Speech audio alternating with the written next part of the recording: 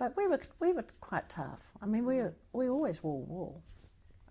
We'd have clothing that you wouldn't imagine these days.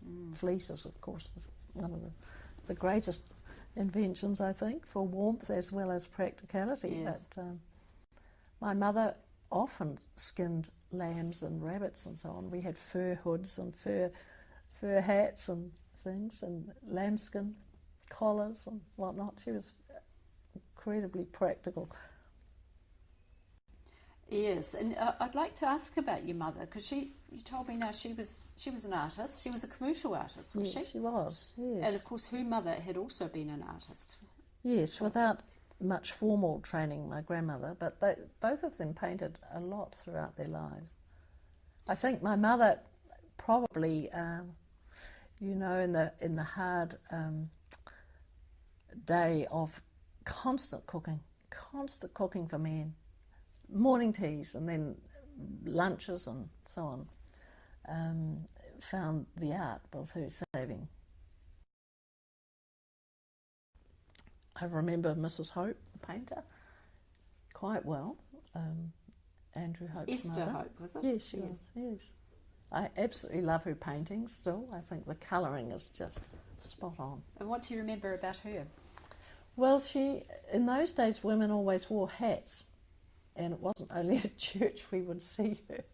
But, if they were going out anywhere, formally shopping, whatever, they always had these hats. And I remember she had a little dark brown straw hat. And she was a bit irritated by children, I think, because we would be at Tekapo, and it was April Fool's Day, and I remember my youngest brother saying, "Mrs. Hope, there's a fly on your hat." And she tried to ignore him, and then he said it again, and she said, "You stupid little ass," which was a word we would never have heard or been allowed to say. Amazing. So your mother had a number of people always to cook yes, for her. there were always a few. Yes. What would she make, actually? What would be a typical meal for you? Oh, there'd be rice pudding, and of course always hot meat, cold meat, almost every day. Roasts and veggies, and always puddings because the men required that when they were working, and basic food. I remember her packing up butter to send to Britain and putting it in the honey tins and sewing up the hessian and using an indelible pen to send to some relatives in England. Yes, he was sort of farm advisor really to the trust, and kept an eye and probably employed the managers and so on. And we talked earlier about bringing the house from Tekapo Island when the lake was being raised. Yes, we didn't actually record that, so we need to just note that story. So can you tell me that one? I believe it was when the lake was being raised, and Tekapo, what was the station? The house was on the island anyway, and it was just connected by a small bridge. However, when the lake was raised, the house was going to be swamped, so Dad arranged for that to be taken down through Burkes Pass in several pieces to Rollesby for a manager's house. In those days, of course, it was notable for Mackenzie the sheep stealer. And there was a hermit who lived there, really, who used to come and milk the cow for us when Dad was out mustering. Is this at Holbrook? Or? At Mount Dalgety. Oh, yes. Was this the man... it's other people. Was Wills? Wills, yes, okay. And he was a funny old thing. He'd come and sit in the kitchen and he'd have a cuppa and so on, but he absolutely stank. But he had a gentle sort of face, and we didn't ever drink the milk when he milked the cow. It was just for practical reasons, to look after the herd or the two cows that we had. My mother said, "Don't ever learn how to do that or you'll end up doing it."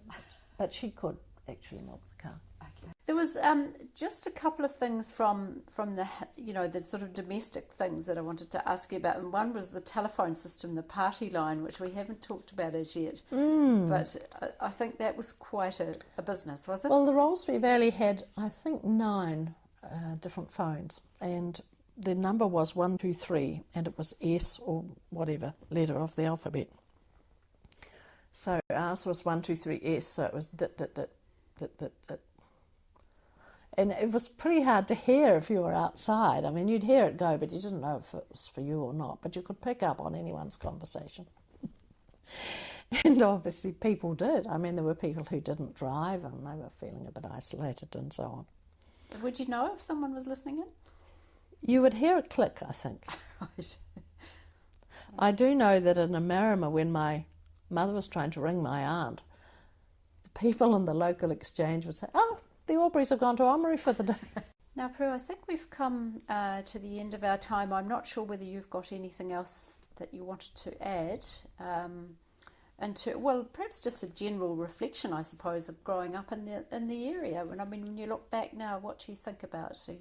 Was it? Well, my heart leaps when I go through Burkes Pass, and I think generally it was just such an amazing place to live, but also in the way that people became community and would rely on each other or help each other, or just, because you lived there, then you were you belonged. And I think that was quite a nice feeling. Do you still feel sort of connected to I the do, area? definitely.